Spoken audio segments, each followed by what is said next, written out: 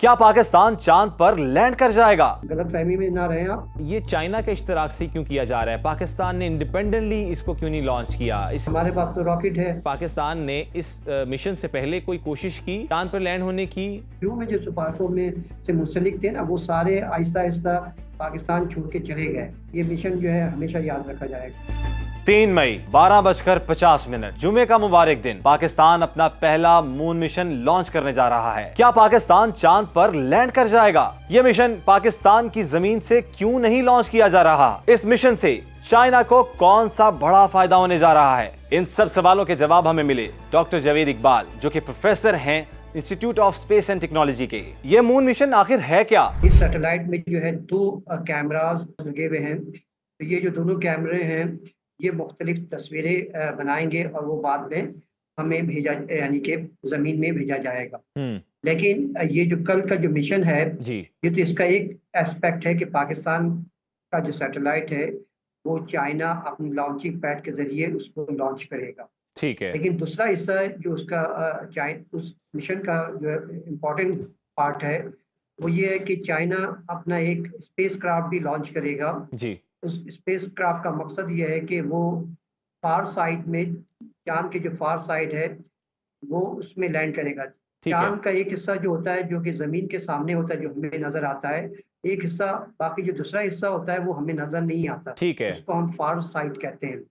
तो इससे कबल जो इंडिया ने जो अपना मिशन भेजा था तो उसने फार साइड में वैसा तो क्लेम किया था कि वो शुमाली पोल जो है वहाँ पर वो लैंडिंग करेंगे, लेकिन उन्होंने 60 डिग्री पे लैंडिंग किया था। ठीक है। तो क्योंकि वहाँ पर थोड़ा सा सतह हमवार था। तो बहरकैफ तो चाइना का जो ये मिशन जो है जिसको चैंग E6 कहा जा रहा है, तो बुनियादी मकसद ये है कि उसका जो स्पेस क्राफ्ट है वो फार साइड पे लैंडिंग करेगा। लेकिन इनफरादियत ये है कि ये स्पेस क्राफ्ट जो है वहाँ से सॉइल का सैंपल और मुख्तलिफ सैंपल्स वो कलेक्ट करके वो रिटर्न भी आएगा। जी, जो इंडिया ने भेजा था ना स्पेस प्रोब, तो वो वहीं पे मौजूद रहा, वो वापस ने उसने तस्वीरें वगैरह भेजी गई थी। लेकिन ये इसका ख़ास बात ये है कि वहाँ से जो सॉइल्स हैं और जो मुख्तलिफ सैंपल्स हैं वो कलेक्ट करके रिटर्न भी आना है। जब ये मिशन कंप्लीट हो जाता है इंशाल्लाह और हम इसमें कामयाब हो जाते हैं, तो पाकिस्तान को आगे फ्यूचर में क्या फ़ायदा होने जा रहा है? पाकिस्तान का सैटेलाइट जो है पहली मरतबा चाँद में वो गर्दिश करेगा। हुँ, लेकिन इससे कबल आपको मैं बता दूँ, पाकिस्तान का के 6 सैटेलाइट जो हैं ऑलरेडी ऑर्बिट में गर्दिश कर रहे हैं, जिसमें से कई सैटेलाइट जो हैं जो कि रिमोट सेंसिंग पर्पस के लिए इस्तेमाल होता है।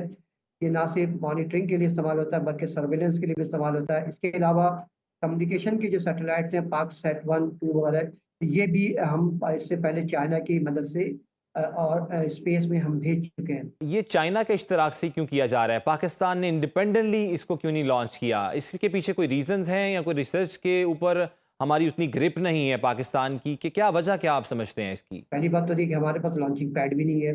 ठीक है। फिर इसके बाद जब सैटेलाइट लॉन्च किया जाता है तो रॉकेट के ज़रिए फायर किया जाता है। जी, वैसे हमारे पास तो रॉकेट है, हमने कभी इस्तेमाल नहीं किया। इससे पहले जितने भी सैटेलाइट जो लॉन्च हुए हैं, वो चाइना के लॉन्चिंग पैड के ज़रिए ही लॉन्च किया जाता है। ठीक हो गया। ये हमारा आप कह सकते हैं पेलोड है जो कि सैटेलाइट जो चाँद पे भेजा जाएगा और सिर्फ ये जो है वो सैयारा जो है हमारा जो है वो चाँद के अराउंड गर्दिश करेगा। लेकिन ज़्यादा टेक्निकली जो ताउन जो है वो चाइना का रहा है। हुँ, जैसे इसके बरक्स इंडिया जो है वो स्पेस एक्सप्लोरेशन में उनकी जो टेक्नोलॉजी है उसमें वो कफ़ालत रखता है। उनका ए टू ज़ेड काम जो है वो सारा इंडिया अपने मुल्क में काम करता है। उनका लॉन्चिंग पैड भी है, सैटेलाइट मैन्युफैक्चरिंग भी कर रहा होता है। इसके अलावा तो खैर इंडिया ने तो बहुत कामयाबी हासिल की है क्योंकि इंडिया ने सर एक तो चाँद में तो भेजा है। टेक्नोलॉजी में आगे क्यों है? इसकी क्या वजह आप समझते हैं जो कि पाकिस्तान स्पेस एंड टेक्नोलॉजी जो डिपार्टमेंट है,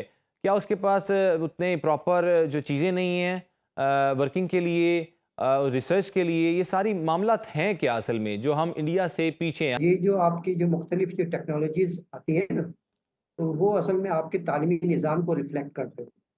इंडिया का तालीमी निज़ाम हमसे बहुत अच्छा है। इंडिया हुँ, का जो इंडियन इंस्टीट्यूट ऑफ टेक्नोलॉजी है, इसके जो ग्रेजुएट होते हैं आजकल आपको मालूम होना चाहिए, जी, मुख्तलिफ जो इंटरनेशनल कंपनीज़ हैं उसके सीईओ, उनका स्टैंडर्ड यूँ समझ लें एमआईटी के बराबर होता है। ठीक। तो इंडिया तालीमी एतबार से फर्स्ट नेशन में इसका शुमार होता है। सही। और आपको मालूम है कि हमारे तालीमी निज़ाम उसका कोई मुकाबला नहीं है। वो अलग बात है कि इंडिया की आबादी हमसे 10 गुना बड़ा है, नो वो डाउट, अलग चीज़ नो है, डाउट। लेकिन उनकी जो क्वालिटी एजुकेशन मेरे ख्याल से इम्पोर्टेंट है और टेक्नोलॉजी में भी बहुत आगे हैं वो हमसे।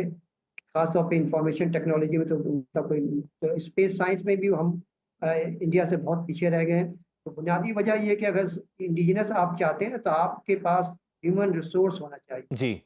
जैसे हमने एटम बम बनाया, हमें एक मिसाल के तौर पे वो हमारा इंडिजिनस प्रोडक्ट है। डॉक्टर अब्दुल कदीर साहब ने रात दिन मेहनत की, बेशक, 20 साल लगा बेशक। के उन्होंने हमें एटम बम बना के तो ये हमारा हमारा अपना प्रोडक्ट है। इंडिजिनसली हमने एटम बम बनाया। तो हमें अभी बहुत काम करने की ज़रूरत है कि ताकि हम खुद का फानत हासिल करें। पाकिस्तान ने इस मिशन से पहले कोई कोशिश की चांद पर लैंड होने की?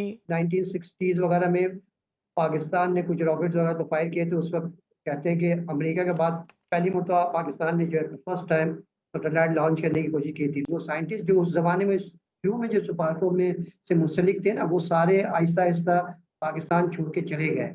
तो वो जो ओरिजिनल जिस वक्त सुपार्को बना था, आपको मालूम होगा, जो नोबेल प्राइज जो फिजिक्स में जिन्होंने हासिल किया, डॉक्टर अब्दुल सलाम उसके पहले चेयरमैन थे। तो शुरू के अवाइल में पाकिस्तान सुपार्को से बहुत बड़े-बड़े किस्म के साइंटिस्ट जो स्पेस साइंटिस्ट जो है उसका एसोसिएशन था, लेकिन वो आहिस्ता-आहिस्ता उस सुपार्को छोड़ के चले गए। और उसके बाद जो है पाकिस्तान ने जो है, फिर उसके बाद आपको मालूम है कि पाकिस्तान ने ज़्यादातर स्पेस मिशन जो है चाइना की मदद से ही कर। पाकिस्तान को इस स्पेस मिशन से कितना फायदा होगा इंशाल्लाह इन फ्यूचर में? हमने मिसाल के तौर पे जो रिमोट सेंसिंग सैटेलाइट जो लॉन्च किया, ये बहुत ही क्रूशियल था।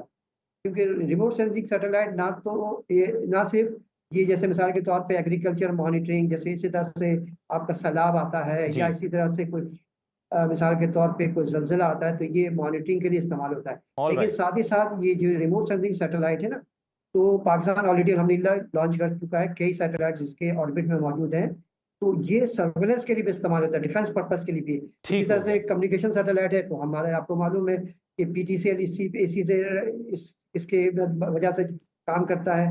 तो ये जो सैटेलाइट है, तो इसका बुनियादी मकसद सिर्फ रिसर्च होगा कि चाँद के इमेजेस आएँगे, आप उस इमेजेस पे रिसर्च कर सकते हैं। लेकिन बहरकैफ़ चाँद कोई ऐसा ऑब्जेक्ट तो नहीं है कि अभी तक हमारे पास कोई नई इससे पहले भी हमारे पास तस्वीर मौजूद हैं। लेकिन कह सकते हैं कि पहली मरतबा ये होगा कि हमारा अपना सैटेलाइट की तस्वीर हमारे पास मौजूद हो। स्पेसक्राफ्ट चाइना लॉन्च कर रहा है, अगर वो मिशन कामयाब हो जाता है, तो फिर जो है ये मिशन जो है हमेशा याद रखा जाएगा। सर बहुत शुक्रिया आपके वक्त का। हमारे साथ थे मोहम्मद जावेद इकबाल जो कि प्रोफेसर डॉक्टर थे institute of space and technology के। इन्होंने बताया कि किस तरह से पाकिस्तान ये मिशन करने जा रहा है चाइना के इश्तराक से, और जो सैटेलाइट लॉन्च होने जा रही है कल 3 मई को 12:50 पर लॉन्च किया जाएगा चाइना से, क्योंकि लॉन्चिंग पैड वहाँ पर है।